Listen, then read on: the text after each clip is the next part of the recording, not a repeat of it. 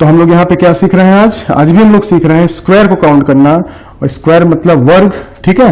वो भी कब, जब रो कॉलम आपके क्या हो, डिफरेंट हो, और उसके साथ साथ रो कॉलम के डिफरेंट होने के अलावा आपसे ये पूछा जाए कि इसमें टोटल नंबर ऑफ स्क्वायर्स कितने होंगे, ठीक है। तो चलिए देखें, एक एग्जांपल आपके सामने है भाई। इससे मुझसे पूछा गया है how many squares are there to form that figure, ठीक है। इस फिगर को बनाने के लिए कितने स्क्वायर्स यहाँ पे हैं, ठीक है। तो स्क्वायर काउंट करना है, तो मैंने कहा था कि जब रो कॉलम सेम होंगी तो उस कंडीशन में तो स्क्वायर मेरे पास फॉर्मूला है, बट जब रो कॉलम आपके डिफरेंट होंगी तो मुझे बेसिक अप्रोच से क्वेश्चन को सॉल्व करना है, ठीक है। तो बेसिक अप्रोच याद करिए क्या सिखाया गया था। यहाँ कॉर्नर से हम क्या करेंगे, मल्टीप्लाई करना, यहाँ पे पहले नंबरिंग कर लेंगे, और नंबरिंग करने के बाद अब जब आप यहाँ पे देखेंगे तो आपको पता चला क्या कि सर यहाँ पे इस बार रो कॉलम सेम नहीं है। अगर रो कॉलम सेम नहीं है तो उस कंडीशन बेसिक अप्रोच सबसे पहले क्या किया था, कॉर्नर से मल्टीप्लाई 6 into 5, फिर इसका क्या किया था 5 into 4, याद है। हमेशा कॉन्जिक्यूटिव डिक्रीजिंग ऑर्डर में ही नंबर होना चाहिए, ठीक है।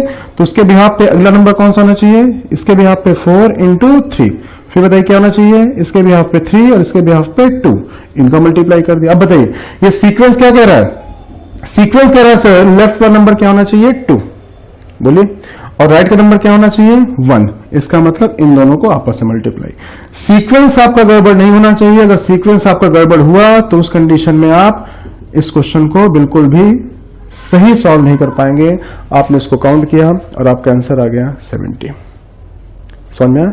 चलिए एक क्वेश्चन और देखते हैं, उस कंडीशन देखते हैं क्या टोटल नंबर ऑफ स्क्वायर आप उसमें काउंट कर सकते हैं, ठीक है। चलिए नेक्स्ट क्वेश्चन आपके सामने है, आइए देखा जाए कि इस क्वेश्चन में टोटल नंबर ऑफ स्क्वायर्स आपके कितने होंगे, ठीक है।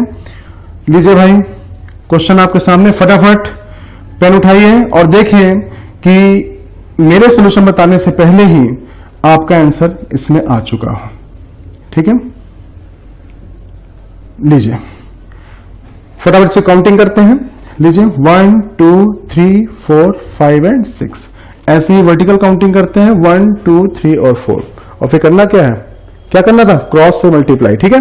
चलिए सबसे पहले 6 into 4, सीक्वेंस के हिसाब से अब यहाँ क्या होना चाहिए 5 और यहाँ होना चाहिए 3, दैट मीन्स इन दोनों को मल्टीप्लाई।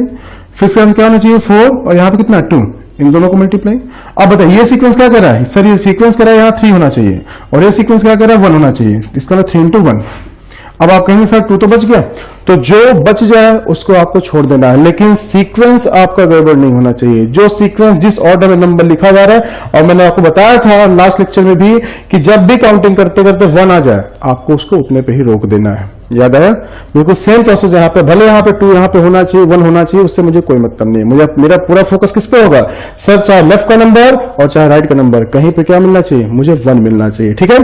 तो चलिए इसको हमने जब काउंटिंग किया 24 हो गया, ये 15 हो गया, ये 8 हो गया, और ये आपका 3 हो गया। Total number of squares 50। क्या यही था आपका आंसर? हाँ, अगर यही आपका आंसर था इसका मतलब ये फंडा आपको क्लियर हो चुका है। एक क्वेश्चन देखा जाए आपके एग्जाम में आया हुआ। चलिए एग्जाम ओरिएंटेड एक क्वेश्चन देखते हैं जो आपके एग्जाम में पूछा गया था। चलिए भाई फटाफट सब लोग ट्राई करें कि क्वेश्चन आया मेरे सामने जिसमें फिगर का फॉर्मेशन कुछ ऐसा है।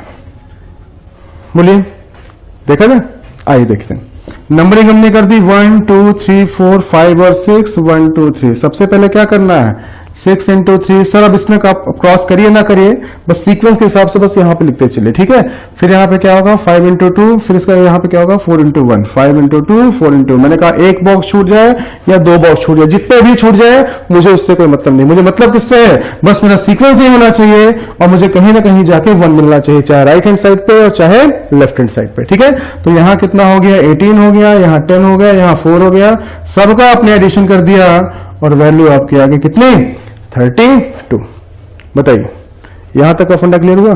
तो अब आपसे कोई स्क्वायर पूछे इस तरीके का फॉर्मेशन करके और फिर उसके बिहार पे अगर आपसे पूछे कि चाहे उसमें रो कॉलम डिफरेंट दे दे और चाहे रो कॉलम सेम दे दे, फिर से मैं आपको डिस्कस कर रहा हूं, क्या रिवीजन करते हैं एक बार कि जब रो कॉलम आपके सेम थे तो उस कंडीशन मेरे पास एक स्क्वायर का काउंटिंग का फॉर्मूला क्या था, फिर से लिख दे रहा हूं भाई, जो लोग लास्ट लेक्चर नहीं देख पाए थे उसको फिर से आप देखिएगा, साथ साथ यहां भी लिख दे रहा हूं, n into n plus one into 2n plus one divided by 6, यही था। ठीक है, तो आप जब रो कॉलम सेम होंगे तो n की वैल्यू क्या होगी, चाहे आप रो को n मान लीजिए चाहे आप कॉलम्स को n मान लीजिए। ठीक है, तो वही आपके n की वैल्यू होगी, और अगर वो n की वैल्यू है तो उस कंडीशन में सीधा n पे रखिए वैल्यू को, और उसके हिसाब से 5 सेकंड के अंदर आप अपने क्वेश्चन का आंसर ले लीजिए। और अगर रो कॉलम डिफरेंट होती है तो ये जो फंडा है जो आपको ये सिखाया गया, ये तो चाहे रो कॉलम सेम हो और चाहे डिफरेंट हो, वो सब पे काम करेगा। ठीक है, तो ये था भाई आपका स्क्वायर को काउंट करने का एक बेसिक सा फॉर्मूला, जो एक बेसिक सी कंडीशन यहाँ पे डायग्राम बनता है उसके भी आप इसको काउंट करने का क्या तरीका होगा।